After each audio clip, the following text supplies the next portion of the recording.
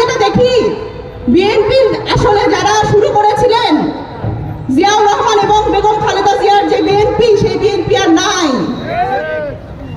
আমরা আজকে থেকে 14 বছর আগে খালেদা জিয়া বলেছিলেন তরুণ নেতৃত্বদের সামনে আনতে হবে, তৃণমূল থেকে নেতৃত্ব সামনে আনতে হবে। কিন্তু আমরা দেখলাম আমাদের যে ছাত্র দলের ভাইয়েরা, তারা যখন সম্মান পায় না, তারা যখন স্টেজের কোনায় গিয়ে বসে থাকে, তখন তারা নিজেদের সম্মানটা বোঝে না।